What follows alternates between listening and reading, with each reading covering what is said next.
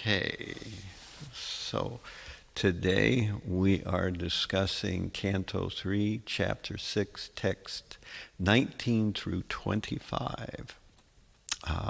I'll just read through the verses, and then the last one we will do responsively, verse 25, because that one has the purport.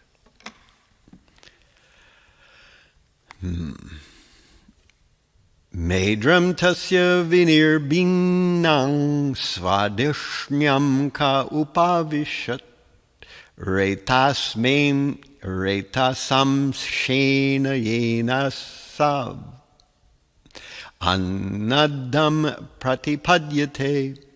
When the genitals of the gigantic form separately became manifest, then Prajapati, the original living creature, entered into them with his partial semen. And thus, the living entities can enjoy sex pleasure. Gudam pumsam vinir binang mitrolokesha avishat payunam shena yena sao visargam pratipadyate. The evacuating channel separately became manifest, and the director named Maitreya entered into it with partial organs of evacuation. Thus, the living entities are able to pass stool and urine. Hastav asya vinir binav indra svar patir avishat vartayam mensa purusho yaya vrittim prapadyate. Thereafter, when the hands of the gigantic form separately became manifested, Indra, the ruler of the heavenly planets, entered into them, and thus the living entity is able to transact business for his livelihood. Padavasya vinirbinau lokesho vishnu avishat gatya samshena purusho yaya prapyam prapadyate. Thereafter the legs of the gigantic form separately became manifest, and the demigod named Vishnu, not the personality of Godhead, entered with partial movement. This helps the living entity to move to his destination. Buddhim chasya vinirbinang vag isho drishnam avishat bodhenam shena bodhavyam pratipatir yato bhavet.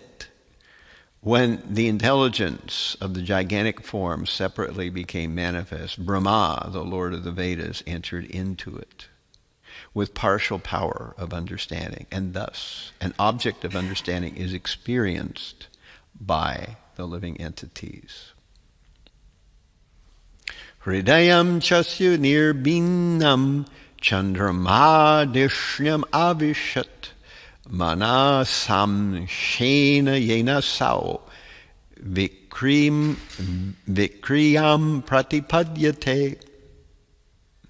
After that, the heart of the gigantic form separately manifested itself, and into it entered the moon demigod with partial mental activity. Thus the living entity can conduct his mental speculations. Now here's the verse that we can do responsively. This is verse 3.6.25. Atmanam chasya nirbinam Atmanam chasya nirbinam Abhimano vishat padam Abhimano vishat padam Karmanam shena yena sao Karmanam shena yena sao Kartavyam pratipadyate Kartavyam pratipadyate. Atmanam chasya nirbhinam abhimano vishatpadam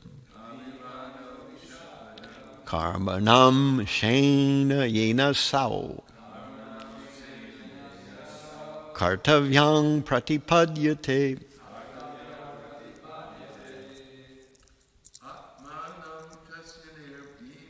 Atmanam chasya nirbhinam abhimano vishatpadam karmanam shena yena sao kartavyang pratipadyate. Atmanam chasya nirbhinam abhimano vishatpadam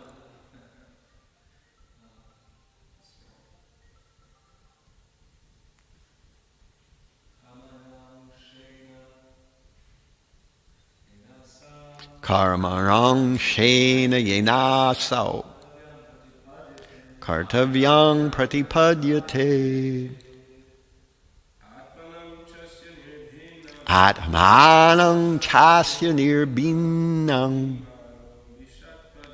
abhimano vishatpadam karmanam shena yenasau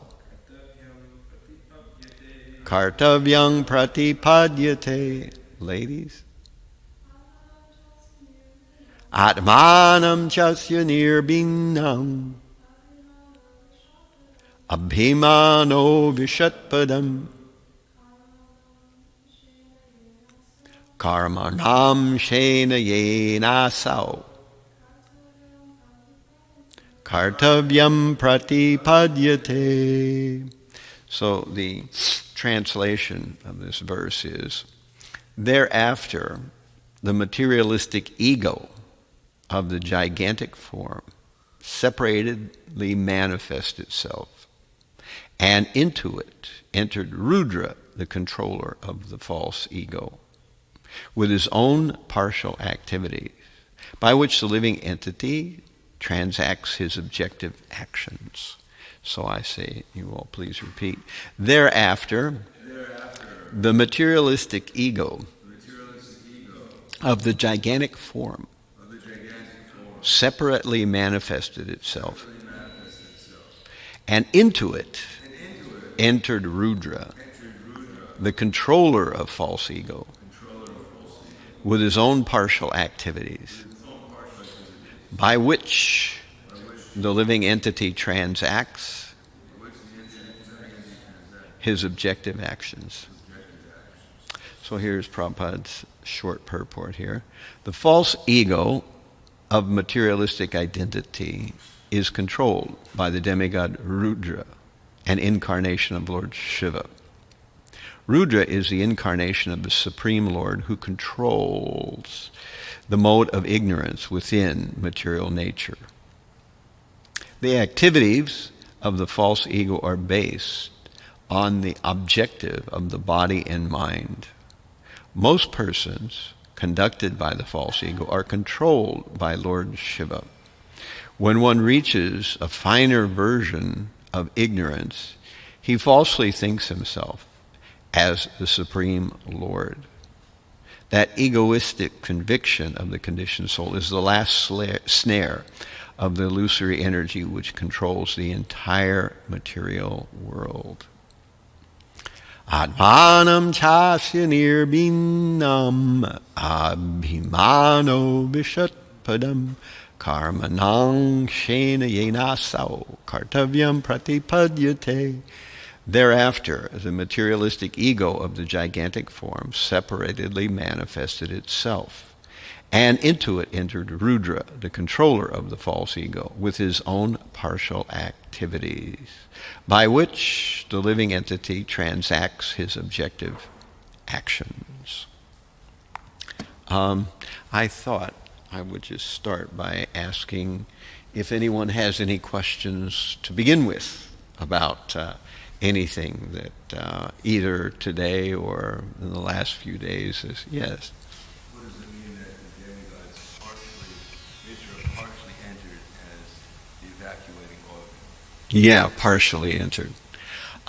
Good question. I'm not sure I can answer it, but I'll give it a try, and then we can decide whether that's acceptable or not. What we appear to be talking about here is we've discussed the 24 or 23, however you want to call it, elements of Sankhya philosophy, And they are created and they are interrelated with one another, as I understand it. So we have 5 knowledge-acquiring senses, 5 working senses, and those are created in a step called the Indriya Sarga. Then we have the demigods, and they're not all the demigods, just 10 of them are created. And these 10 are special demigods. These are the demigods that particularly have to do with the sensory organs, the 5 knowledge-acquiring ones and the 5 working ones. So the knowledge-acquiring ones, we know, the eyes, the nose, the mouth, the ears, and the skin. And the working ones are, of course, the tongue, speaking in this case, not tasting, but speaking, the arms working, the legs working, the anus and the genitals. So we heard the genitals and the anus being discussed today. And so these 10 senses are connected with these demigods, these particular ones. From what I understand, other demigods are created at a later step, So this is probably, around the step we discussed the other day, the 9 steps of creation, which are explained in the 3:20:18 or thereabouts, somewhere in that range, I believe. So there we have the generation first of the Mahatat, called the Mahatsarga. Then we have the generation of the the false ego, also called the Ahamasarga. Then we have the generation of the elements, the Bhuta Sarga, earth, water, fire, air, and ether. Then we have the generation of the senses, Indriya Sarga, which is 5.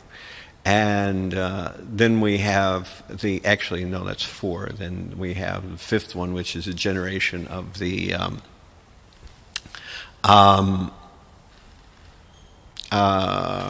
demigods, the Vaikarika Sarga.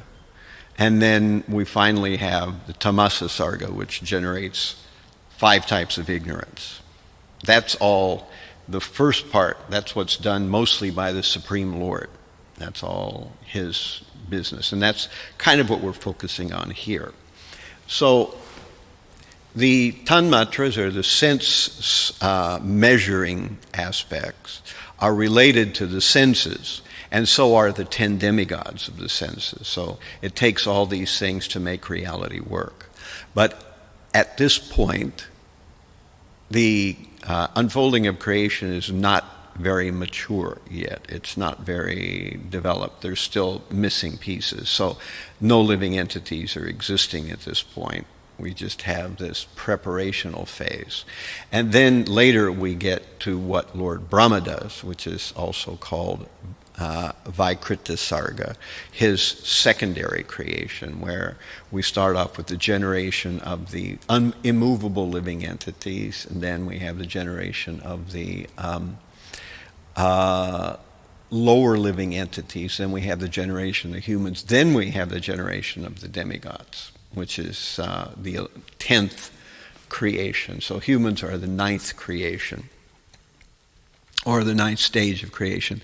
And these are sometimes referenced in different order, and sometimes only a certain particular segment of this is referenced. So That's what I get from this, and I don't know if that's accurate or you want to give. I've already spoken too much about it, probably, but at any rate, that's kind of the way that it unfolds, at least from my understanding.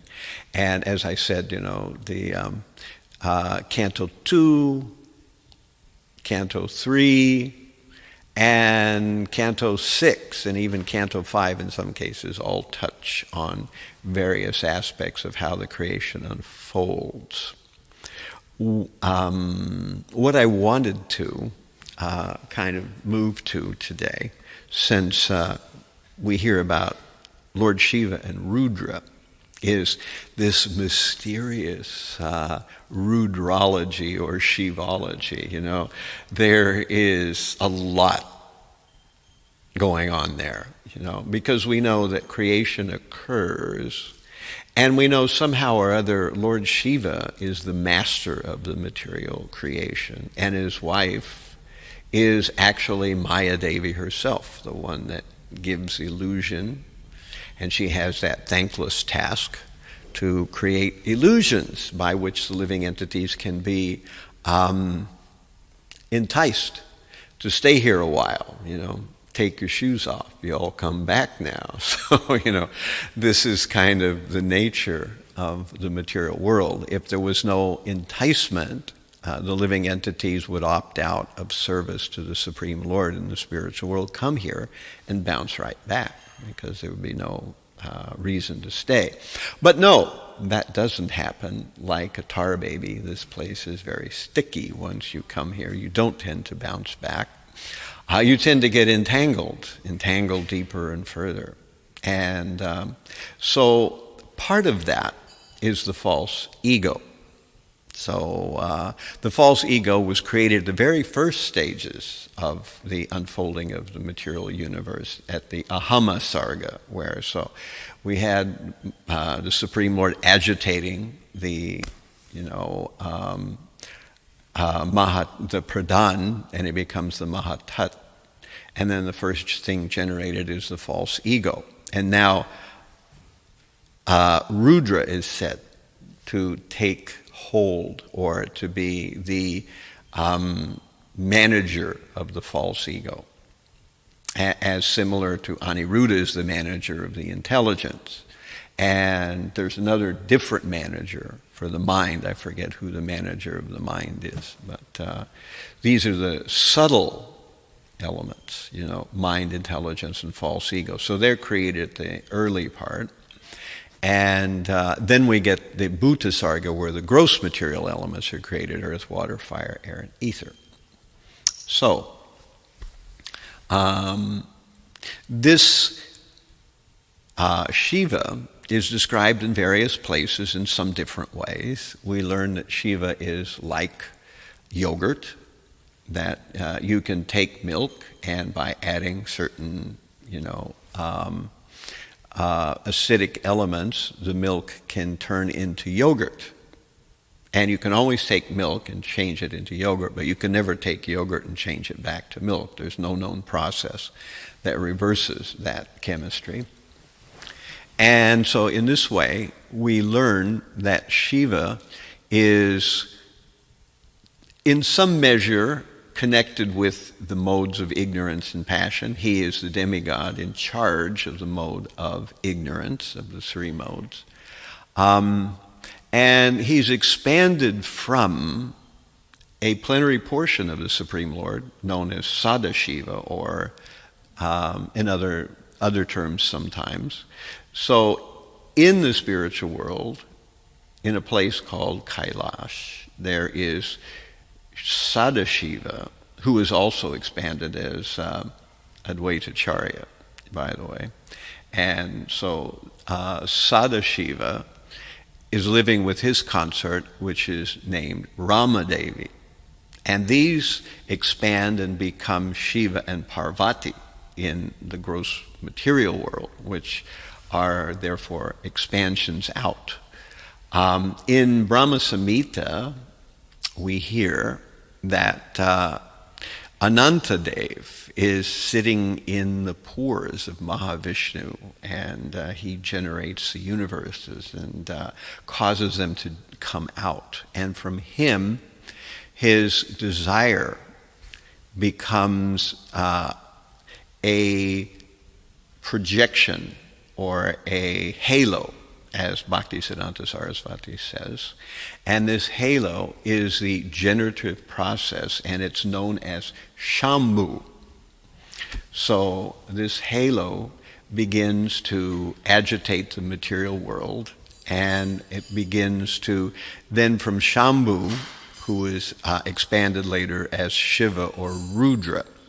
Another thing we hear about Shiva is that when Lord Brahma, now we're talking about the secondary creation, atra sargo visargascha stanam poshanam utya. So sarga is the creation done by the Supreme Lord, visarga is the creation done by Brahma.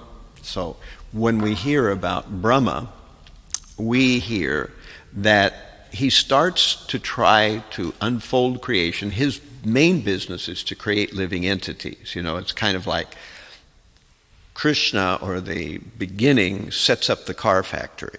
All the parts are there, the line is in place, the blueprints are there, they've figured out where they're going to get their metal and rubber and plastic and all that kind of stuff. All the employees have been hired, but no cars have been created. So now with subsequent creation with Lord Brahma, he has to create the living entities. So what he does then is he first tries to create the living entities by creating the 4 Kumaras. And we all know this doesn't go well. That he creates them, and they are very wise sages. Although they look like 5-year-old children, are the oldest beings in the material universe, except Brahma. And when he creates them, he asks them to generate progeny. And they refuse, because they're not interested in generating. What's that? Who's there to generate progeny? Yeah, I know. That's the thing that I was thinking, you know. Well, he'd have to figure out. It's a no-brainer because he want to do it. Well, it could have been like that, or maybe they could have done what Brahma did, generate progeny from his own body, which he does in the very beginning, you know. But later on, women enter into the picture, and we have the usual type of situation where progeny is generated through sexual intercourse, you know. But at this stage, Brahma asks them, and when they refuse, he becomes very angry. Although he doesn't speak out against them, but his anger manifests from between his eyes, and this is the generation of a red and bluish child who cries very loudly. And this is also later on in this canto, we hear about the generation of Shiva. And this child cries very loudly and says, "Please tell me what my name will be." And Brahma says, "Please don't cry so loudly. I will give you a name, and I will help you." So he tells him, because you have cried so loudly, Arodha, that your name will be Rudra, which is etymologically connected, that therefore by crying he has been named as one who cries. And then he tells him that you will have many names, and he says particularly 11. So now we're beginning to hear about 11 Rudras. And so there are 11 different Rudras. And later on in creation, there are millions of Rudras that are generated. But we'll get to that in a minute. So where do the living entities actually get generated from? So we have, first there is the 4 Kumaras, then there is Shiva, and Brahma naturally asks Shiva to create living entities. And Shiva unlike his brothers, the four Kumars, is happy to create living entities. But he creates living entities that are very disturbing, are Halloween kind of living entities, ghosts and goblins and very troublesome living entities who immediately begin to tear the universe apart as it's just starting. So Lord Brahma becomes very disturbed by Shiva's type of creation and says, my dear Shiva, please do not create any more living entities. You've done fine. Please just perform austerity. So this is what happens. Lord Shiva then sits in meditation and ceases to perform the act of creating more living entities that are like himself, very disturbing living entities. What's that? Well, right, Shiva's not disturbing. He's the master of them. But in one sense, he was disturbing because he created them. Of course, they had to be created because somewhere people with certain kind of karma have to have bodies. So he's simply obliging that. And so the universe is not off to a very good start. As you can see, if you've ever had difficulty in performing your service in our devotional community, you ain't the only one. That even at the very beginning of the universe, Brahma has a really tough time getting off the ground. First he has the four Kumars who don't help him. Then he has Shiva who creates living entities that we wish hadn't been created. And then he decides to create 10 mind-born sons. So these are 10 further entities that are created. Now, among them, we will find that one of them is Daksha. And it's from Daksha, who really is the man who's going to do the job. So first Daksha creates 10,000 Shabalashvas, and they are supposed to fill the universe with population. But Narada Muni gets a hold of them and says, my dear boys, you really don't want to get married and get involved in household life. I think it would be better if you just engaged in devotional service. And they think, wow, Narada Muni, nobody ever told us that so far, and that's a great idea. We're going to do that. And then Daksha finds out that all his 10,000 sons who were supposed to create progeny decide that they're going to do the Kumar thing, the four Kumara thing. They're not going to create progeny. So Daksha says, well, what are you going to do? So he creates 1,000 more. The Haryashvas he creates first, then he creates the Shabalashvas. So first are the Haryashvas, there are 10,000 of them, and the Shabalashvas, there's only 1,000 of them. So when he creates them, guess what? Narada Muni sneaks in there again, and he preaches to them. And they also, like their brothers, says, by the way, your brothers took this hint, and they said, yes, we're going to do what our older brothers did. And so therefore, didn't work out either. And this makes, not Brahma this time, but Prajapati Daksha very, very angry.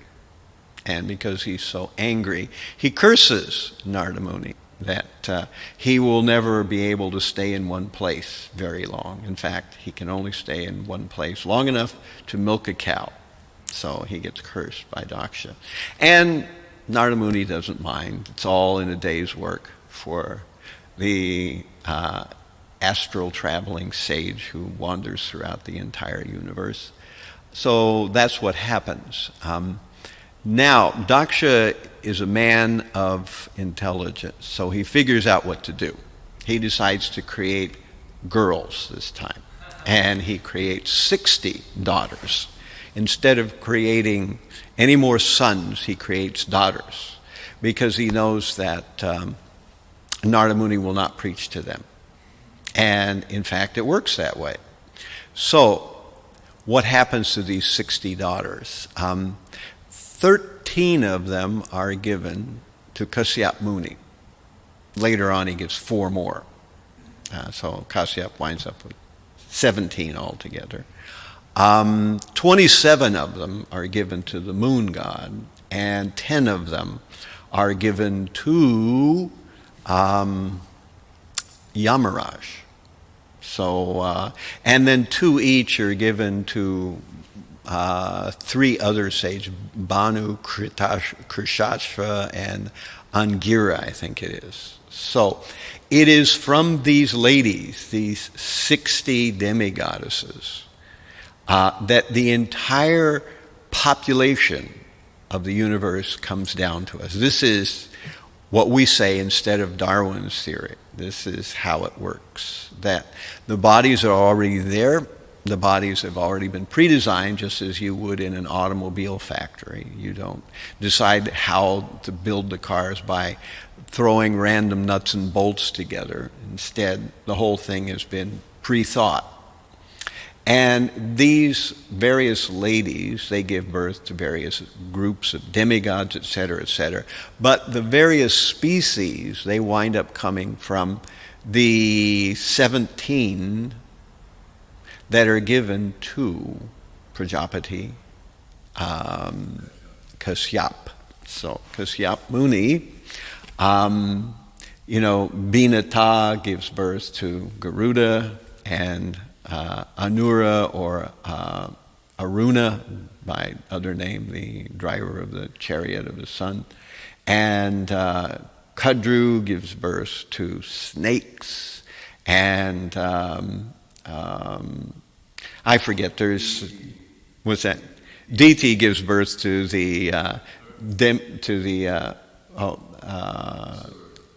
Aditi gives birth to the demigods, and Diti gives birth to the Asura, starting, of course, with Hiranyakashipu and Hiranyaksha and all those, So one of the demigoddesses gives birth to locusts and insects, and there's one that gives birth to the various cloven hoofed animals. One gives birth to, this is the way the bodily types are eventually deployed in the unfolding of the universe. So these ladies are not regular ladies, they are demigoddesses, and like the demigods, they have ability to control the material nature in a way that we don't as human beings. And then once this group of beings are there, then pretty much creation happens in the way we all know, favorite non-spectator sport of the material world. This is how the generations are sort of mapped out, so it kind of works that way. So Shiva, he is given 11 names by Lord Brahma, but later it's described that Shiva comes from between the eyes of Vishnu when the universe is to be destroyed. So when the universe is destroyed, he emerges in his 11 Rudra forms, and they destroy the universe. And then, of course, again, it's reconstructed. But that's a part of it. And this process is described somewhat in the Brahma Samhita. And later on in the unfolding of the universe, one of the wives of Banu or Krishashva or Angira, I forget which one it was, gives birth to 10 million Rudras, the 11 of which are the most prominent ones, are the 11 Rudras that we usually hear about. So that's kind of a lot of different stuff about Shiva. So we've discussed Shivology today, or Rudrology, and it's kind of a really mysterious thing, but that's the nature of this material universe. It's not supposed to be straightforward. It's supposed to be kind of bewildering, because when living entities come here, there has to be a reason why they stay. So they stay because there appears to be material happiness. That material happiness that we're all looking for. Nobody tells you it doesn't work, but a few of us find out, or we wind up meeting one of these crazy guys with a book on the street, and they show us this thing, and we think, wow, I never thought of it like that. I'm going to forget about this, but it doesn't work. We don't forget about it. And later on, we come to the temple, and then one thing leads to another, and the next thing you know, you're shaven head, and you're wearing weird clothes, and the whole bit, the whole 9 yards.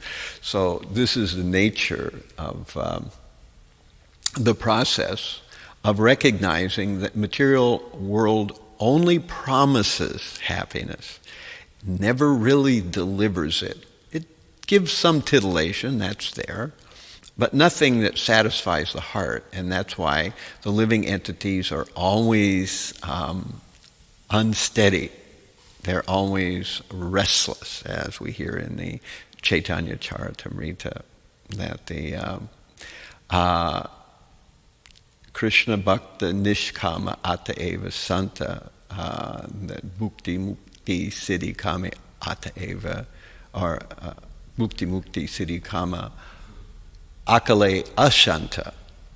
So all of them are restless. So the living entities are restless, searching after that material happiness that always gets promised and never gets delivered.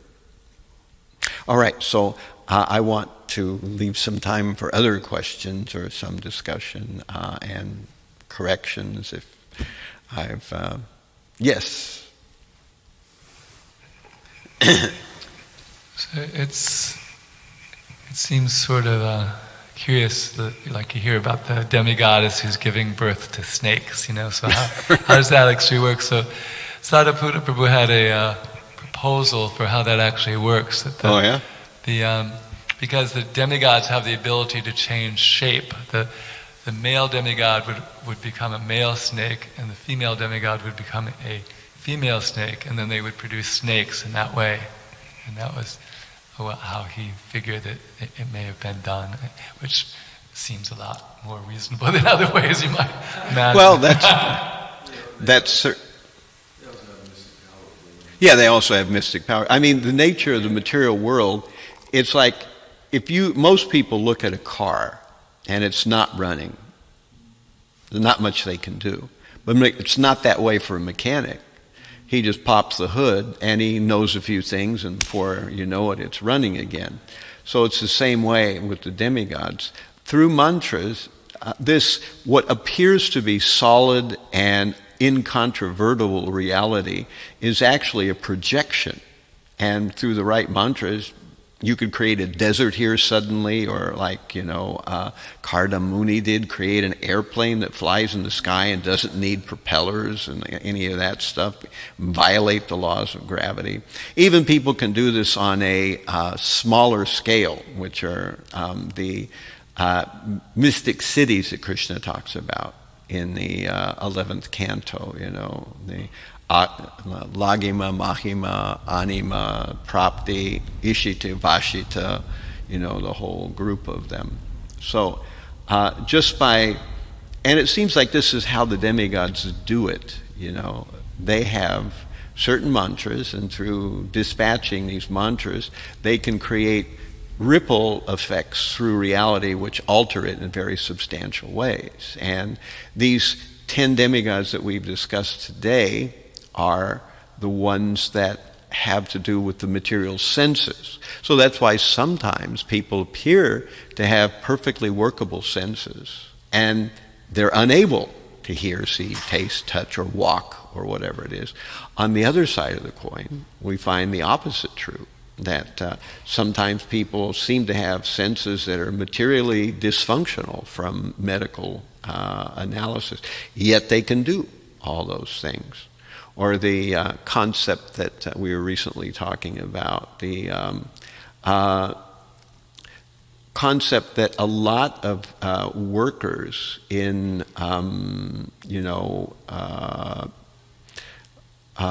in hospices and other things where they deal with people who are nearly dying or nearly dead, that a person can prolong a vegetative almost state for months and months, And then suddenly one day they sit up and they can talk normally, and they say some things to their relatives, and then they die. Makes no sense from any kind of scientific or medical point of view. But many caseworkers in these end-of-life facilities have this experience. There's a name for it, that it happens quite often. That just before a person dies, they come out of it, They may have only been able to mumble, or they may not have been able to even be conscious, and suddenly that all changes. They say a few words and then they're off, They leave their body. So this is all because this is a virtual reality. The scientific laws are there, but they can be turned off by the demigods or by Krishna, either one, that they have all the bypasses, just like if you were doing a computer game, You might not be able to do that, in Second Life or in Star Citizen or one of those games. What's that? No, I've never actually gone to Second Life. I've seen, videos on Star Citizen. Right. Now it all comes out, right? But the thing is that these are realities, and there's gravity, and there is, people, and there's motion, and all this kind of stuff. But it's all cooked in to software. And the people who run the thing, they can violate that if they want to. And the demigods are like the sysops for the system operators for the material world. They know what the mantras are and how to change the way things work. Okay. Yes. Sorry. I was thinking about this point, Maharaj, because it's come up before with Rudra specifically, Shiva. So we understand that Shiva, Rudra has his own sampradaya. Yeah, I was going to mention that, but I didn't get around to it. I'm glad you brought it up. And then we also, because I'm just thinking particularly about one devotee who, she now became a Shaivite, and it's not that I know it's not the same thing. So it's I'm just trying to understand it. How do people become Shaivites? What is the Rudra Sampradaya? Well, right. One thing we should not do is confuse Shaivism with Rudra Sampradaya. The Rudra Sampradaya is a bona fide Vaishnava Sampradaya, whereas Shaivism is a whole nother thing, so it's the Rudra Sampradaya, there's four, of course. There's the Brahma, the Shri Sampradaya, the Rudra Sampradaya, and the Kumara Sampradaya. So there's, what's that? Madhva? Well, right. That's the newer thing. So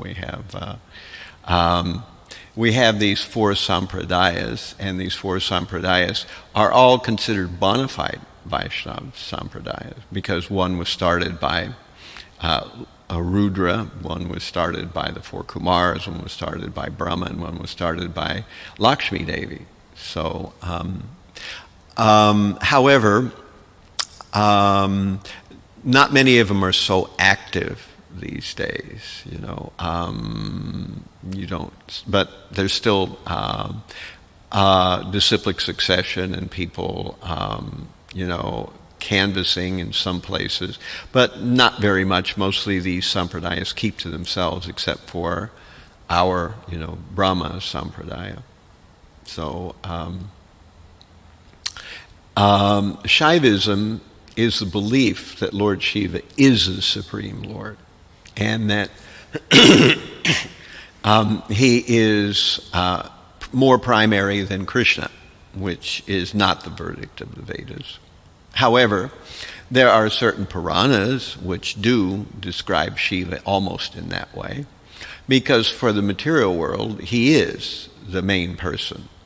We see that the Yamadutas were under the impression that Yamaraj was the Supreme Lord. because he's the head honcho for them, and they're the ones he comes in contact with. So similarly, Lord Shiva is the person in charge, or the person who has compassion for those who are really unfortunate living entities, those who are very enmeshed in passion and ignorance, like the bhutas, pretas, the prishachas, the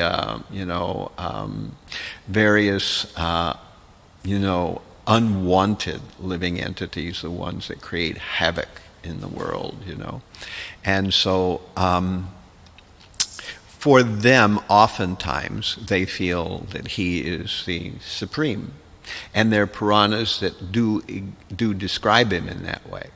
But in our Vaishnava understanding, we don't accept that he's the supreme. In fact, it's always described in the Vedas as Shiva's meditating on. And who is he meditating on?